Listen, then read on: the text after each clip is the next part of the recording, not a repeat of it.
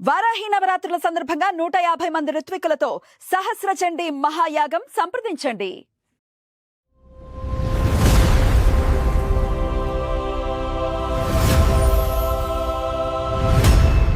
నమస్తే, welcome to Suman TV. నేను పద్మిని. ప్రస్తుతంతో పాటు ప్రముఖ ఆధ్యాత్మికవేత్త, ప్రముఖ న్యూమరాలజిస్ట్ లక్ష్మీ నరసింహస్వామి ఉపాసకురాలు శ్రీమతి స్రవంతి గారు మనతో పాటు ఉన్నారు. మాట్లాడదాం. నమస్తే అక్క. నమస్తే పద్మిని. అక్క, కర్మ రిటర్న్స్ ఇది మనం వింటూ ఉంటాం.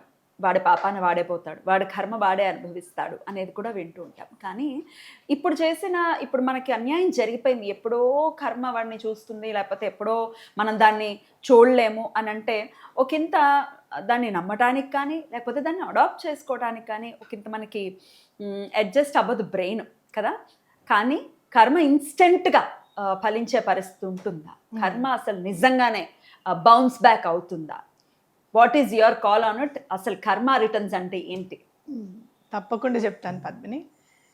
కాలాన్ని కర్మని నమ్మితే ఏ మనిషి అయినా కూడా శ్రీరామచంద్రమూర్తి అవ్వాల్సిందే. ఎందుకు అని అంటే కాలం అనేది ఖచ్చితంగా దానికి మెమరీ పవర్ ఎక్కువ అని మనం ఒక సినిమాలో డైలాగ్ విన్నాను. కాలానికేమో మెమరీ పవర్ ఎక్కువట. అట్లాగే కర్మకి ఏంటి అని అంటే రిటర్నింగ్ పవర్ ఎక్కువ. ఏ టైంలో రిటర్న్ అవ్వాలో ఆ టైంలో ఖచ్చితంగా రిటర్న్ అవుతుంది. కాలాన్ని బేస్ చేసుకొని కర్మ నడుస్తూ ఉంటుంది. అయితే మనం ఎప్పుడు కూడా ఏ విత్తనం అయితే వేస్తామో, మంచి విత్తనం వేస్తే మంచి వస్తుంది, ఏ చెట్టు విత్తనం వేస్తే ఆ చెట్టు విత్తనమే వస్తుంది అనేది మనకి చిన్నప్పటి నుంచే పెద్దలు చెప్తున్నదే. అయితే ఇంకా చాలా కావాలి మనకి, దాని మీద అవగాహన కావాలి అని అంటే కనుక మైండ్లో మనము పురాణం అనేది చదువుకోవాలి. అంటే ఇంతకుముందు ఈ భూమి మీద ఎవరు నడయాడారు, వాళ్ళ జీవితాల్లో ఏం జరిగింది అనేది ఖచ్చితంగా మనం తెలుసుకోవాలి. మరి పురాణాల్లో ఏదైనా ఒక కథ చెప్పండి అక్క, కర్మ ఎలా వెనక్కి వస్తుందో మాకు అర్థమయ్యేలా. పురాణాల్లో ఉన్న మహాపురుషులు వాళ్ళ కాలి గోటికి కూడా, పాద ధూళికి కూడా మనం సరిపోం. అలాంటి వాళ్ళని కూడా కర్మ వదిలిపెట్టలేదు. అందులో అశ్వత్థాముడు చిరంజీవి ఇప్పటికీ ఉన్నాడు, అవునా కాదా? అలాంటి వాడు కూడా కోపాన్ని నియంత్రించుకోలేక చేసిన ఫలితాన్ని అనుభవిస్తున్నాడు. అంటే పాండవులు అనుకొని ఉప పాండవుల్ని చంపడము, అలాగే పరీక్షిత్తుని కడుపులో ఉన్నప్పుడే చంపాలనుకోవడము, కృష్ణుడి కోపాన్ని రుచి చూశాడు చేసిన కర్మ వల్ల. ఈ ఒక్కడే కదా, దుర్యోధను మీద కూడా కోప్పడలేదు కృష్ణుడు, అశ్వత్థామ మీద కోప్పడ్డా. అంటే ఏంటి? పరమాత్ముడు అంటే ప్రేమతత్వము అంటే కృష్ణుడిది కదా. మరి అలాంటి ప్రేమతత్వం ఉన్న మనిషి నుంచి కూడా, అంటే అలాంటి భగవంతుడి నుంచి కూడా కేవలం ప్రేమతత్వము పెంపొందించడానికే పుట్టాడు అనిపిస్తుంది నాకు కృష్ణుడు. ఒక పారదర్శకంగా మనం చూస్తే కనుక అంత కొట్లాటల్లోనూ అంత దాంట్లోనూ కూడా ఆయన ఎక్కడో అక్కడ నవ్వుతూనే కనిపిస్తూ ఉంటారు కదా మనకి. అలా చిరునవ్వు చెదరని కృష్ణుడి నుంచి కూడా కోపాన్ని రుచి చూశాడు అశ్వత్థాముడు. అలాంటి పనులు చేశాడు. ఏంటి అట్లా మనుషులు చనిపోయిన వాళ్ళు, నిద్రపోతున్న వాళ్ళని నిప్పు పెట్టి చంపాలన్నంత కోపం ఏంటి అటు పాండవుల మీదైనా కూడాను, అవునా కాదా? అంటే తన వైపు ఉన్నాడు. ఇప్పుడు ఆయన వాళ్ళ తండ్రి కూడా చనిపోయాడు ద్రోణాచార్యుడు అని అంటే, సరే నువ్వు ఉద్యోగం చేస్తున్నావో, సైన్యాధిపతివో లేకపోతే గురువువో, అక్కడ త్యజించి వెళ్ళిపోవచ్చు కదా.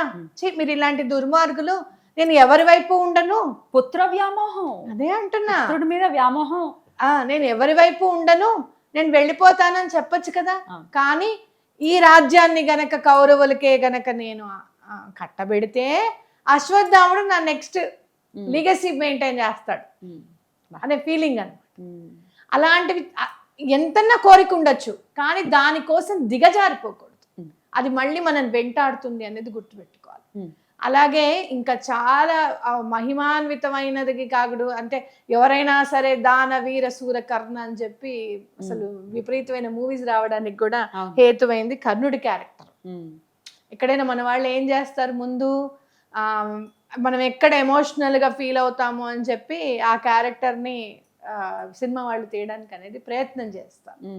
అలా ప్రయత్నంలో ఓన్లీ భగవద్గీత వినడానికి అదృష్టవంతుడైన అర్జునుడిని కూడా ఆ క్యారెక్టర్ తొక్కేసింది. కర్ణుడి క్యారెక్టర్. కర్మరా ఇది కర్మ. అర్థమైందా నీకు? రైట్. ఏమమ్మా భగవద్గీత ఎవ్వరికి చెప్పకుండా నీకే చెప్పాడు నిజ రూప అసలు మొత్తం అంతటి విశ్వరూప దర్శనం కూడా అతనికి దొరికింది. అవునా కదా? నరనారాయణులు అనేంత పేరు తెచ్చుకున్నాడు అర్జునుడు. ఇవి కాదు మనకు కావాల్సింది. దానవీర సూరకర్ణ, కుంతి పెళ్లి కాకుండా కనింది కర్ణుడిని, పాపం నీళ్లలో వదిలేసింది. ఎంత దానవీరుడో, సూర్యుడి కవచ కుండలాలు కూడా వచ్చినవి కూడా చేశాడు. అంత చేసిన వాడు అభిమన్యుడు ఒక్కడు పోరాడుతుంటే, వాడు చిన్న పిల్లవాడే, వాడికి ఈ మధ్య పెళ్ళయిందే. అవునా కదా? అంతటి వాడికి ఆయుధం లేకుండా యుద్ధం చేస్తుంటే 10 మంది పడి యుద్ధం చేయకూడదే? ఆ యుద్ధ నీతి ఏదీ లేదు, ఏది అసలు చూపించలేదు. అయ్యో పాపం అని అనలేదు అక్కడ. కేవలం కక్ష నింపుకున్నాడు. ఎవరి మీద కక్ష నింపుకున్నాడు? అర్జునుడి మీద కక్ష నింపుకున్నాడు. ఎలాంటి వాడంటే ఆ కక్ష నింపుకుని ఎలాంటి కర్మలు చేశాడు అని అంటే, ఒక ఆడదాన్ని వలువలు తీస్తూ ఉంటే కూడా తీరా అనే లెవెల్లో మాట్లాడేంత నింపుకున్నాడు కక్షని. అసలు ఆ ఐడియా ఇచ్చిందే కర్ణుడు, వలువలు అంతే తీసేయ. కాబట్టి అంటే కోపము కక్ష అనేది ఏ లెవెల్లో మనం పెంచుకోకూడదు. అస్సలు మనకున్న నాలెడ్జ్ని, జ్ఞానాన్ని తొక్కి పెడుతుంది అనేది గుర్తుపెట్టుకోవాలి. అసూయ కూడా బాగుంది. ఈ మధ్య కాలంలో కూడా నేను ఒక్కొక్కసారి ఎప్పుడన్నా నన్ను నేను తలుచుకుంటూ ఉంటే, అయ్యో నేను ఎందుకు అలా చేశాను అని నాకు అనిపించింది. కృష్ణుడు ఎప్పుడు దుర్యోధనతో నేను మాట్లాడినలా. అవును,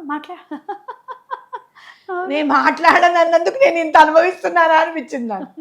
చిజీ నాకు ఇంత చెప్తున్నానే, ఇంత చూస్తున్నానే, నేను ఎందుకు ఆ నిర్ణయం నేను ఎందుకు తీసుకున్నాను ఇదే అనుభవించడానికి అని అనిపించింది నాకు. అర్థమైందా నీకు?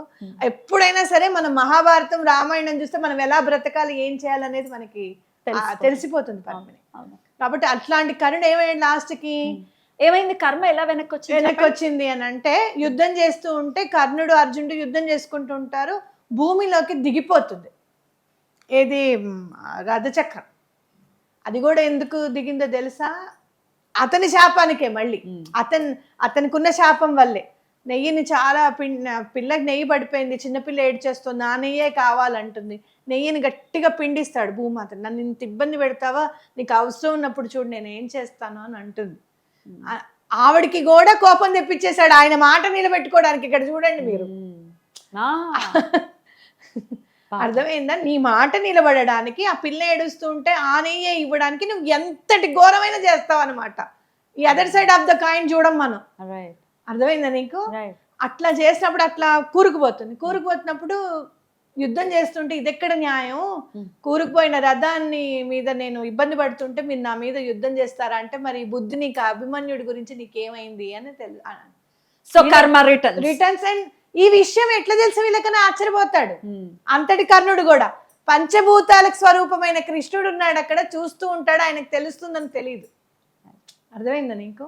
అంటే కళ్ళు మూసుకుపోయి అహంకారంతో మనం ఏమైతే ఈ కక్షలు, కార్పణ్యాలు, ఈ మాటలు అవన్నీ మాట్లాడతామో వాటన్నిటికీ సమాధానం చెప్పే రోజు వస్తుంది. మహాభారతం జరిగిన ఆ పుణ్యమైన రోజుల్లోనే, భగవంతుడు నడయాడిన రోజుల్లో అప్పటికప్పుడే సమాధానం చెప్పాల్సి వచ్చింది. ఇప్పుడు ఇక చూడు, ఇప్పుడు కూడా వస్తుంది అక్క ఇన్స్టెంట్. డెఫినెట్ ఆ రోజుల్లోనే వచ్చింది. ఇప్పుడు ఎందుకు రాదు? ఇంకా ఫాస్ట్ గా తిరుగుతుంది. అవునా కదా? ఆ రోజు మీరు చూసుకుంటే గనక మనిషి జీవిత పరిణామం ఎక్కువ. అవునా కదా? ఇప్పుడు 100 సంవత్సరాలు ఈ లోపలే చూపిస్తాడు భగవంతుడు. ఇంకా రాసే చిట్టాలు కూడా అయిపోయినాయి పద్మిని. అక్కడ కూడా పేపర్లు ఏమైనా తక్కువయ్యో, లేకపోతే కాస్ట్ కటింగ్ లో భగవంతుడు కూడా అది తీసిపడండి అక్కడికక్కడ, నెక్స్ట్ జన్మలో అవన్నీ కాదని చెప్పి ఈ జన్మలోనే అనుభవింపజేస్తున్నాడు అనేది గుర్తుపెట్టుకోవాలి మనం. తస్మాత్ జాగ్రత్త. ఒకటి మనం అసూయ పడుతున్నామా, కక్ష కార్పణ్యాలు మనసులో పెంచేసుకుంటున్నామా, తద్వారా మన బిహేవియర్ లో మార్పులు వస్తున్నాయా, బాగా వీళ్ళు నాశనం అయిపోవాలని కోరుకుంటున్నామా, కర్మ వెనక్కి వచ్చి తీరుతుంది. So better be careful. అందరం కూడా కేర్ఫుల్ గానే ఉండాలి. అది కేర్ఫుల్ గా ఉంటే ఏమవుతుందో తెలుసా, మన జీవితానికి ఒక లైన్స్ ఏర్పడతాయి. అంటే మీరు చూడండి, ఒక ఏమాత్రము ఒక పెద్ద భూమి ఉందనుకో, దానికి దిశానిర్దేశం లేకుండా ఈ పొడుగు నుంచి ఆ పొడుగు మందేనండి, అక్కడ మందేనండి, దానికంటే కూడా ఒక హెచ్ఎండిఏ ప్లాట్ చూస్తే నీకు ఆనందం అనిపిస్తుంది. అది ఒక ఎకరమైన కూడా విడివిడిగా ఎవరికి వాళ్ళకి ప్లాటింగ్స్ ఉంటాయి, రోడ్స్ ఉంటాయి, అన్నీ ఉంటాయి. అవునా కాదా? అవును. అవునా? అలా జీవితం కూడా మనల్ని మనం రెగ్యులరైజ్ చేసుకోగలుగుతాం. అద్భుతం అక్క, చాలా చక్కగా తెలియజేశారు.